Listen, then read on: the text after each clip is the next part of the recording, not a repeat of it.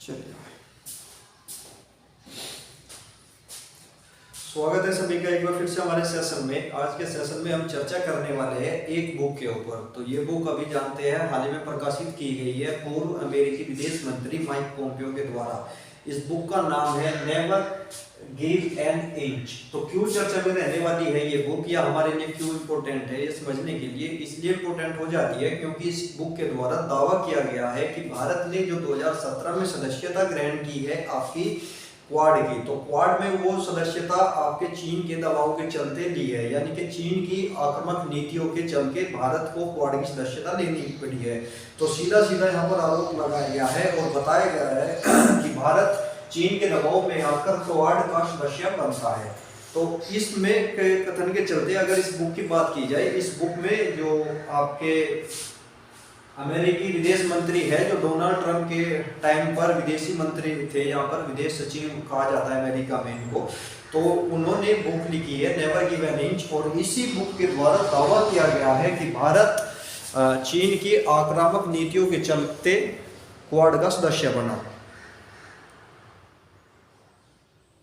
चलिए तो स्टार्ट करते हैं फिर सेशन, और सेशन में शुरुआत करते हैं इसी बुक के एक कथन के साथ। तो इस बुक में एक कथन आ जाता है जिसके चलते, और ये कथन क्या है, ये कथन हो जाता है अब तक भारत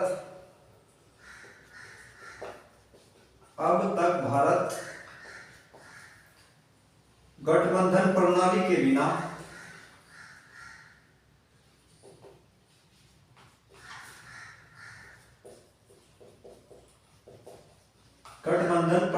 के बिना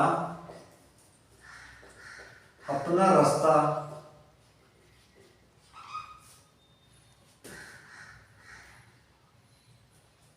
खुद बनाता है, या अपना रास्ता खुद या अपना रास्ता स्वयं तय करता है। और मोटे तौर पर कहा जाए, मोटे तौर पर अब तक यही था, लेकिन वर्तमान समय में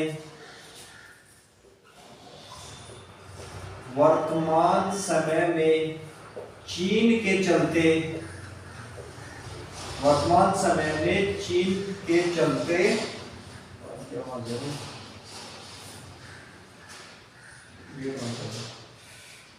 ठीक है, तो वर्तमान समय में चीन के कदमों के चलते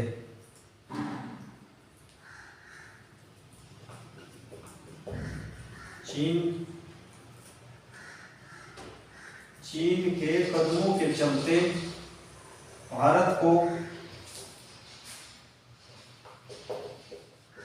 अपनी रणनीति बदलनी पड़ी।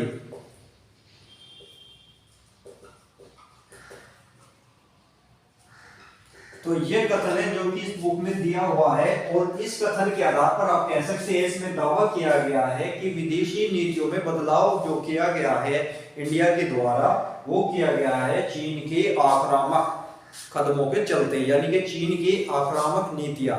चीन की आक्रामक नीतियां किस प्रकार समझ सकते हैं, ऐसी नहीं है कि वो हमला करने के लिए तैयार रहता है, उसकी जो नीतियां है, जो रिसर्च भी की गई है, वो की गई है, वो 5 कदम आगे आता है, 2 कदम पीछे हट जाता है, यानी कि 3 कदमों का वो फायदा होता है। जमीन हड़पने की इसको नीति कहा जाता है, जो कि एग्रेसिव पॉलिसी वो निभाता है। 3 कदम आएगा, बातचीत करेगा, 2 कदम हट जाएगा, 1 कदम वो वहां पर बचा लेगा। चलिए, तो इसी आधार पर कहा गया है, इसी चीन की रणनीति को काउंटर करने के लिए, या चीन के आक्रामक नीतियों को बदलने के लिए, या उस पर दबाव बनाने के लिए इंडिया क्वाड में शामिल हुआ। लेकिन क्वाड में शामिल होने के बाद आपको एक चीज समझनी होगी, अब तक जो इंडिया है गुट निरपेक्ष, जो कि नाम का एक संगठन है जिसकी स्थापना इंडिया ने ही की थी शीत युद्ध के समय में, और उसके पहले अध्यक्ष हमारे प्राइम मिनिस्टर जवाहरलाल नेहरू थे। तो क्या अब भारत उस गुट से बाहर हो गया है? हालांकि अभी 2019 या 20 में मीटिंग हुई थी गुट निरपेक्ष की, उसमें इंडिया की तरफ से हिस्सा लेने के लिए नहीं गया गया। तो सीधा सीधा यहाँ पर संकेत मिल रहा है कि भारत अब एक गुट का निर्माण कर रहा है।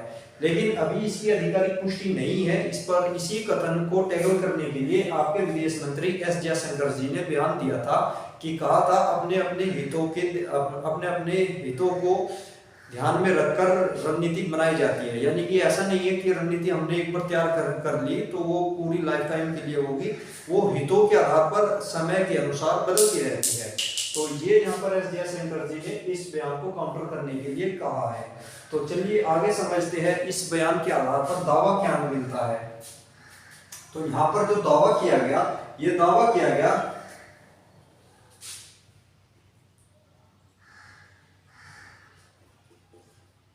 यहाँ पर जो दावा है वो दावा है यहाँ पर चीन के विदेशी नीतियों पर स्वतंत्र रुख रखने वाला भारत, विदेशी नीति पर स्वतंत्र रुख रखने वाला भारत देश चीन की आक्रामक नीतियों को काउंटर करने के लिए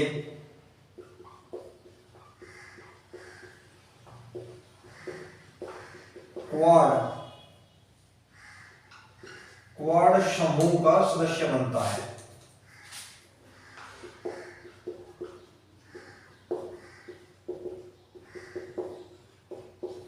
और इसी के आधार पर जो तर्क दिया गया है, यानी कि यहाँ पर कारण जो बताया गया है इस दावे का, वो कारण है क्योंकि यहाँ पर आपका था पूर्वी लद्दाख का। पूर्वी लद्दाख में क्या हुआ था, जब आप जानते हैं पूर्वी लद्दाख में आपका डोकलाम घटना हुई थी, उसमें 31 महीने तक सेनाएं आपस में आमने सामने रही थी। यानी कि आप जानते हैं पूर्वी लद्दाख का तनाव क्या है। पूर्वी लद्दाख का तनाव आप जानते हैं, पूर्वी लद्दाख में 31 महीने से ज्यादा 31 महीने डोकलाम पूर्वी क्षेत्र का है, वो भूटान वाला घटना था जो अभी हुआ था, उसमें 76 दिन तक सेनाएं आमने सामने रही थी। लेकिन ये पूर्वी लद्दाख में जो तनाव आया था उसमें 31 महीने तक सेना आमने सामने रही थी। और दूसरा सबसे बड़ा तनाव इसमें बताया गया है, ये बताया गया है गलवान घाटी का, ये भी लद्दाख में ही है। गलवान घाटी की घटना के चलते दोनों देशों के बीच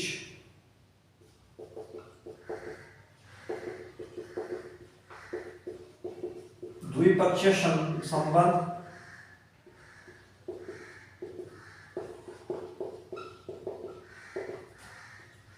में काफी तनाव बढ़ गया था।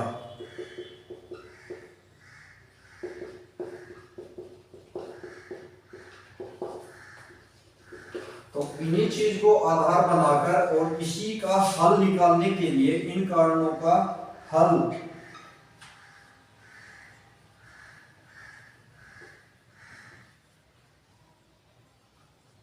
निकालने के लिए इंडिया अपनी रणनीति बदलता है, वह क्वाड समूह का सदस्य बन जाता है।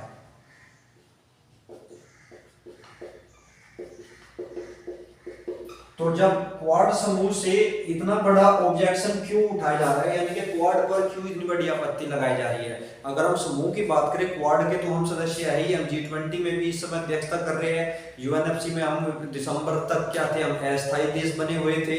तो अन्य संगठन भी है जिसका हिस्सा हम यहाँ पर बने हुए हैं। लेकिन इसमें दावा किया गया है चीन को, एक विशेष देश को टारगेट करने के लिए हम क्वाड में शामिल गए हैं। और हालांकि ऐसा लगता भी है, अगर बात की जाए क्वाड की, क्वाड बनाया ही चीन को काउंटर करने के लिए गया था। ये सिंजो आबे जापानी PM थे, उन्होंने आपका जो पैसिफिक ओशियन है उसमें चीन की बढ़ती दादागिरी को रोकने के लिए या चीन के द्वारा बढ़ते अतिक्रमण को रोकने के लिए आपका क्वाड का निर्माण किया था। इससे पहले यहाँ पर 3 देश शामिल थे, ऑस्ट्रेलिया, जापान और अब आपका अमेरिका, 3 देश मिलकर यहाँ पर कार्य कर रहे थे, लेकिन अब इंडिया भी इसमें शामिल हो गया है। और जिसके शामिल होने पर दावा किया है अमेरिका के पूर्व विदेश मंत्री ने कि ये चीन को काउंटर करने के लिए किया गया भारत का कदम है, यानी कि भारत के द्वारा अपनी रणनीति में बदलाव यहाँ पर किया गया है। हालांकि एस जयशंकर का बयान इस पर आ चुका है। एस जयशंकर साहब जो हमारे विदेश मंत्री है, उन्होंने बयान दिया है कि प्रत्येक देश की स्थिति समय के अनुकूल बदलती रहती है और उसके अनुकूल ही हमें अपनी रणनीति भी तैयार करनी होती है। यानी कि आपके वर्तमान समय की घटनाओं को ध्यान में रखकर ही नीतियां तैयार की जाती है।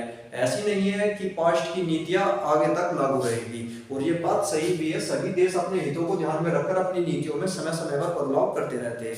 चलिए, तो आगे का अगर बात की जाए, इसमें क्या था, अगर यहाँ से क्वेश्चन बनता है, पूर्व या शीत युद्ध के समय हम हो जाएगा, भारत अब तक क्या था, इससे पहले नाम संगठन का सदस्य था, नाम हो जाएगा नॉन अलायंस आपका। चलिए 1 मिनट रुकिए जरा।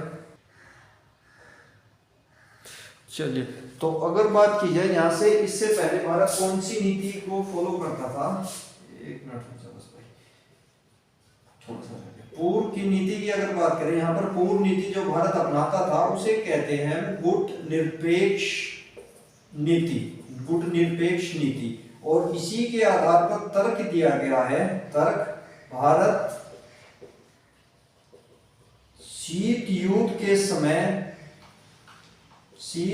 के समय भी किसी भी गुट में शामिल नहीं होता,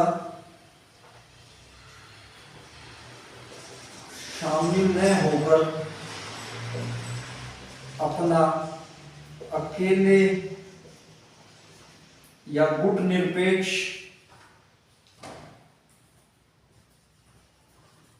रहने का फैसला करता है। आप जानते हैं नाम संगठन इसे कहा जाता है गुट निरपेक्ष संगठन, और इसकी स्थापना इंडिया के द्वारा की गई, जिसके पहले प्रेसिडेंट भी आपके हिंदुस्तान से ही आते हैं और उनका नाम है पंडित जवाहरलाल नेहरू। इसके पहले प्रेसिडेंट यहाँ पर बनते थे। चलिए, तो ये सारा मुद्दा अब टिका हुआ है क्वाड पर। हालांकि इस दावे में कुछ पुष्टि ठीक लगी है, क्योंकि एस जयशंकर जी ने इसका सीधा विरोध नहीं किया है। इन्होंने सिर्फ इतना कहा है कि नीति आप बदल सकती है आपकी वर्तमान की स्थितियों को ध्यान में रखकर। चलिए, अब बात करते हैं हम क्वाड की। तो क्वाड क्या है, आप सभी जानते हैं, क्वाड में 4 देश शामिल है। अब इसके 4 देश यानी कि 4 सदस्य है। कौन कौन से 4 सदस्य? एक तो हो जाएगा आपका जापान, दूसरा अमेरिका, यूएस, जापान, अमेरिका हो गया, भारत हो गया, ऑस्ट्रेलिया हो गया।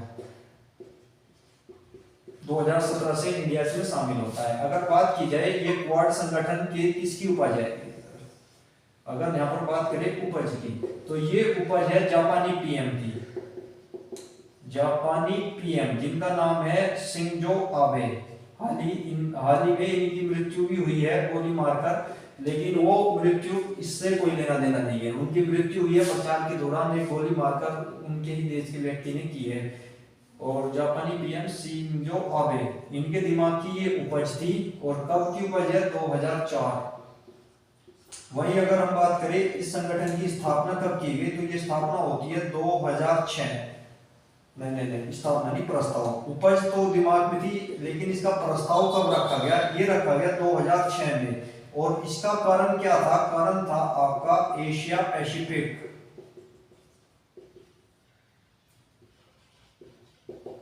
रीजन के हितों को ध्यान में रखकर।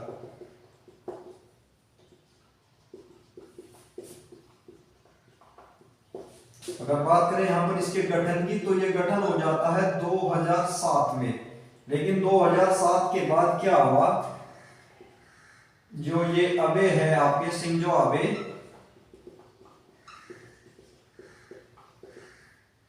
पद से हटने के बाद इसका विकास धीमा हो जाता है। यानी कि ये नाम मात्र का संगठन रह जाता है। शिंजो अबे जब तक थे तब तक इसे तेजी से लेकर चल रहे थे, लेकिन इसकी स्थापना के बाद होता क्या है, शिंजो अबे अपने पीएम पद से रिजाइन कर देते हैं। और रिजाइन करने के बाद अपने पीएम पद से जैसे ये रिजाइन करते हैं, रिजाइन करने के बाद ये संगठन भी आपका ढीला पड़ जाता है, यानी कि इसकी रफ्तार भी धीमी हो जाती है। तो अब एक क्वेश्चन और बन सकता है, अगर बात करें इस संगठन को पुनर्जीवित कब किया गया, तो ये पुनर्जीवित किया गया आपका 2017 में। 2017 में पुनर्जीवित किया गया। कारण क्या था पुनर्जीवित करने का? चीन को काउंटर करने का। और इसके लिए अगर बात करें, ये मीटिंग जो हुई थी, ये हुई थी आपकी फिलीपींस वही राष्ट्र है जिसके पीएम ने अभी घोषणा की है वो नाटो की सदस्य लेने जा रहे हैं। आपके रशिया की बगल में वो पड़ता है, रशिया से लगभग। तो चलिए ठीक है, वो एक अलग मुद्दा है, बाद में किसी दिन उस पर भी सेशन करेंगे। तो इसकी जो पहली मीटिंग होती है यानी कि फिलीपींस में होती है, जहां पर इसमें इंडिया शामिल होता है। अब क्वेश्चन बनता है, इस गठन में तो इंडिया 2017 में शामिल हो गया, लेकिन एक डेट वर्ष है 2021 में भारत द्वारा पहली बार संबोधित किया गया। इस प्रकार देखिए 2021 में भारत पहली बार संबोधित करता है, संगठन को पहली बार संबोधित करता है। चलिए इतनी जानकारी पर्याप्त है।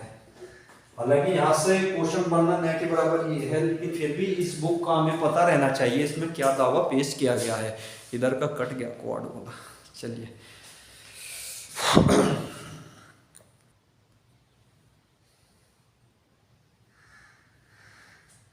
अब दिख रहा होगा, नीचे का थोड़ा हट रहा है, कोई बात नहीं, एक बार और इसको क्लियर कर देंगे हम। इसको आप नोट कर लीजिए, फिर सेशन को यहीं पर ही रखते हैं, ये सेशन भी।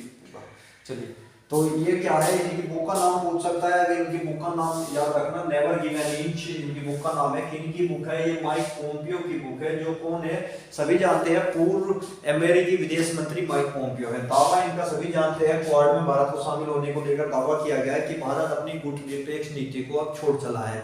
चलिए इस दावे का हमने यहाँ पर पूर्ण रूप से विश्लेषण किया, लेकिन हालांकि इस बात को झुकलाया नहीं जा सकता कि हम गुटनिरपेक्षता की तरफ हम कदम रख रहे हैं। हाल ही के दिनों में कुछ घटनाएं भी है जिससे हम इसका विश्लेषित भी कर सकते हैं, लेकिन ये परिस्थितियों के अनुसार बदलती रहने वाली घटनाएं हैं।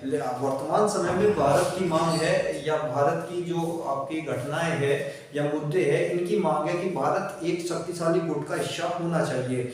क्यों होना चाहिए? क्योंकि अगर वर्तमान में देखा जाए एक ध्रुवीकरण में फिर से दुनिया जा रही है। हालांकि किसी दिन एक इस चीज को लेकर लंबा सेशन किया जाएगा, क्योंकि इस पर चर्चा लिखने के लिए यूपीएससी में एग्जाम बन सकता है। और यूपीएससी तरह तरह की राजनीतिक यानी कि वैश्विक स्तर पर जो राजनीतिक चर्चाएं होते हैं उनका विश्लेषण यूपीएससी कराता रहता है। चलिए ठीक है, फिर सेशन आज यहीं तक ही रखते हैं। अगर सेशन आपको पसंद आया है तो वीडियो को शेयर करें, चैनल को सब्सक्राइब करें। Thank you.